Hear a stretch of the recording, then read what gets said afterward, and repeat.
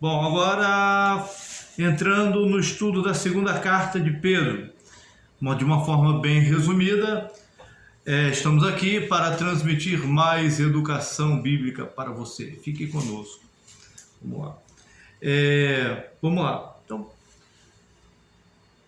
agora, nós comentamos agora há pouco sobre o grego da primeira carta, que era um grego polido, que era um grego erudito, porque foi escrito por Silas. Esse Silvano, inclusive, é o nome latinizado de Silas, aquele negócio que a gente fala. Os judeus, eles têm o nome hebraico deles, e eles também têm o nome do lugar da onde eles habitavam.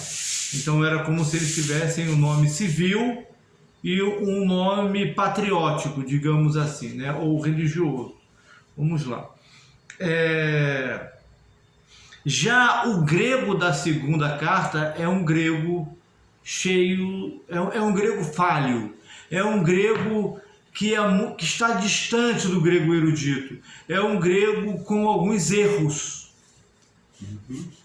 O que nos traz a ideia de que foi Simão Pedro. Foi o próprio Pedro quem escreveu a segunda carta. Ou seja, por que nós temos esse pensamento? Por que nós advogamos dentro desse pensamento? Porque Pedro, ele nasceu e viveu na Galileia, aquela parte do norte de Israel. Lembra? Na época de Jesus, a terra de Israel estava dividida em 3 partes geográficas, né? Que era a região da Galileia, que ficava mais ao norte, que tinha a Samaria, que era o centro, que estava não exatamente como capital, mas estava no meio, tá? No meio entre a Galileia e a Judéia. E a parte sul era a Judéia. Então, a Galileia, ela foi mais atingida pelo processo de helenização da Palestina, digamos assim, ok? Porque os sírios que tinham governantes gregos, né, no período helenístico, né, aquele período que vai desde das conquistas de Alexandre o Grande até as conquistas romanas ali na região oriental. Então, aqueles reis, eles impuseram a cultura grega. E a Síria fica onde? Inclusive ao norte de Israel. Inclusive hoje está aquele conflito lá do Hezbollah, que é protegido pela Síria, né? E a ameaça do Irã, pelo que tem sido comentado aí nas redes sociais, né? Então a Síria ficava logo ao norte e fazia fronteira com a Galileia, ok? Então ali, aquela parte da Galileia foi mais atingida pela helenização. Então, por conta desse fenômeno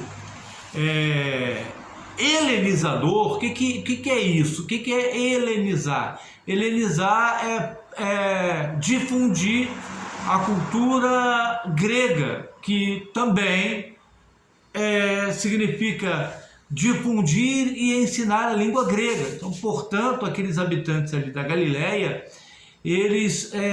a eles foi imposto com uma maior intensidade, né, com um maior fervor, né, com uma maior vigilância a língua grega. Tá? Então, Pedro, não com tanta erudição quanto Silas, quanto Paulo, quanto Lucas, mas ele também sabia escrever em grego, só que um grego mais... fajuto, tipo assim, né? mais falho. Mais falho, né? Isso, exato. Então vamos lá, entrando aqui. Quem escreveu? Pedro. Foi Pedro. Está escrito aí, leia aí para nós, por favor. Vamos lá. Primeiro aqui.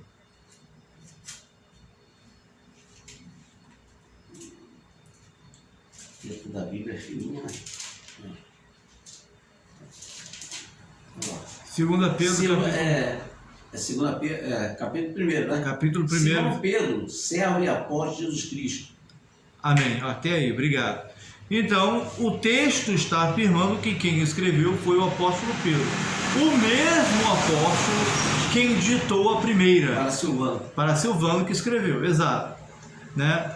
E aí ele dirige essa carta, mas ele, ao dirigir essa epístola, ele não menciona nome de lugar, ele não menciona nome de pessoas. Ele não estava dando continuidade, não, o amado?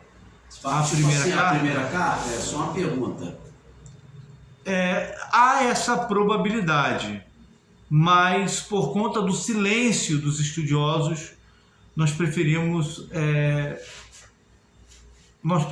não dar certeza, ok? Não dar certeza.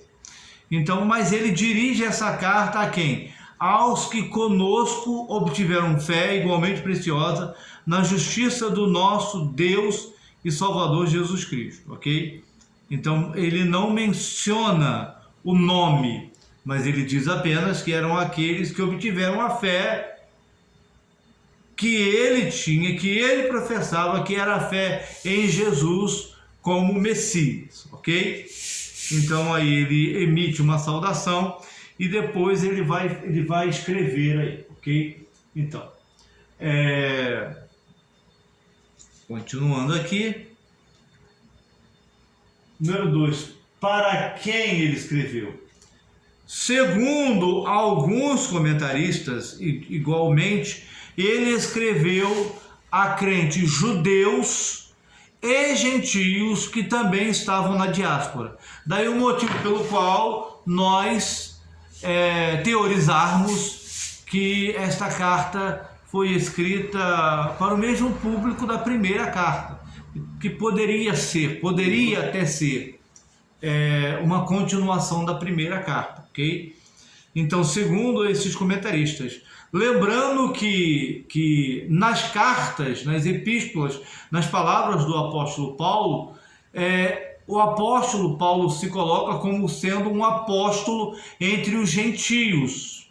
Ou seja, o apóstolo Paulo se coloca como alguém que recebeu o apostolado da incircuncisão para pregar aos gentios, enquanto que Pedro recebeu o apostolado da circuncisão para pregar aos judeus. Assim como hoje o judaísmo messiânico tem como foco principal a conversão dos judeus que não creem em Jesus e do resgate dos descendentes dos judeus, dos chamados Bnei sim, assim também, e a igreja, a igreja tem o seu ministério mais focado para os gentios, para aqueles que não têm origem judaica. Assim também essa diferença entre entre o ministério que Deus deu ao apóstolo Paulo e o ministério que Deus deu ao apóstolo Pedro. Então, seguindo essa linha de raciocínio, ele escreve essa carta para judeus e gentios crentes em Jesus, ok? Vamos lá então. Para igrejas da diáspora, mesma coisa. De onde ele escreveu? Ninguém sabe ao certo. Você botou interrogação lá, de Roma, né? Isso, botei interrogação porque ninguém sabe ao certo. Sim. Mas provavelmente ele escreveu de Roma. E quando ele escreveu essa carta antes da perseguição iniciada por Nero aos discípulos. Então, até que aquela data ali colocada pelo comentarista, eu usei a data da minha Bíblia de Estudo, que é a Bíblia de Estudo palavra-chave, aliás, Bíblia de Estudo Almeida, ok? É uma data um pouco tardia. Então, pensando melhor, poderíamos colocar uma data anterior, mais ou menos entre 63 e 64, ou entre 63 e 65, pouco tempo antes da perseguição iniciada por Nero, ali no incêndio de Roma, que ele acusou os cristãos pelo incêndio de Roma, ok? E o que ele escreveu? Vamos lá. Vamos colocar o que ele escreveu agora entrando dentro do corpo da epístola. Em primeiro lugar, ele escreveu sobre o pleno conhecimento de Cristo. O pleno conhecimento de Cristo. Isso, que é capítulo 1, versículos 3 a 15. Nós não vamos ler no momento para ganharmos tempo. Ok? Vamos ler uma ou duas referências aqui que sejam menores, mas vamos ganhar tempo. Segundo lugar, ele escreve uma palavra profética mais segura. Capítulo 1, versículos 16 a 21. Depois os irmãos aí pesquisam, leem em casa. Em terceiro lugar, ele escreve falando sobre o surgimento dos falsos mestres. Capítulo 2, versículos 1 a 3. Essa passagem vale a pena a gente ler. Aqui já. Lê aí para nós, por favor, pastor Valdir. 3. Isso. No passado surgirão falsos profetas. Não, peraí, perdão. Capítulo 2, versículos 1 a 3. No passado. Tá, desculpa, eu pensei que é porque a versão é diferente. Pode ler, por favor. No passado surgirão falsos profetas no meio do povo, como também surgirão entre vós falsos mestres. Eles introduzirão secretamente heresias destruidoras, chegando a negar o soberano que os resgatou, trazendo sobre si mesmo repentina destruição. Muitos seguirão os caminhos vergonhosos desses homens, e por causa deles será difamado o caminho da verdade. E em sua cobiça, tais mestres os explorarão como histórias que inventaram. Há muito tempo a sua condenação paira sobre eles, e a sua destruição não tarda. Ok, obrigado. Em quarto lugar, ele escreve que o Senhor, ele livra os piedosos e reserva os injustos para o juízo. Ou seja, no final de tudo há uma recompensa para os justos, para os crentes, e há uma retribuição às injustiças, às perversões cometidas pelos injustos, pelos perversos. Em quinto lugar, ele escreve sobre a perversidade dos falsos mestres, capítulo 2, versículos 12 a 22. Então a gente percebe que esta é uma carta incrivelmente, é uma carta fortemente, como é que é o nome mesmo? Fugiu da memória o nome. É uma carta fortemente apologética, né? Ou seja, uma carta de defesa da fé. Então ele fala sobre a perversidade dos falsos mestres.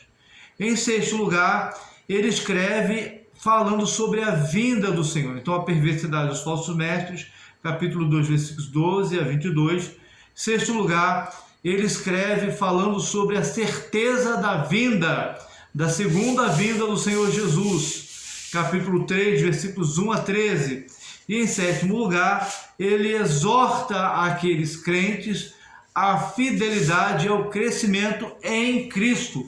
Ou seja, nós cristãos, nós crentes em Jesus, precisamos buscar pelo crescimento espiritual. Precisamos buscar crescer. Crescer em quê? Crescer na graça do Senhor Jesus. E ele diz que nós venhamos crescer na graça e no conhecimento de Jesus. O que é crescer na graça? Crescer na graça seria, de acordo com alguns comentaristas, orar, tirarmos tempo em oração. E crescer no conhecimento é o quê? É investirmos tempo na leitura e no estudo da palavra de Deus. Agora, os irmãos são seminaristas. Então, esse compromisso, essa consciência,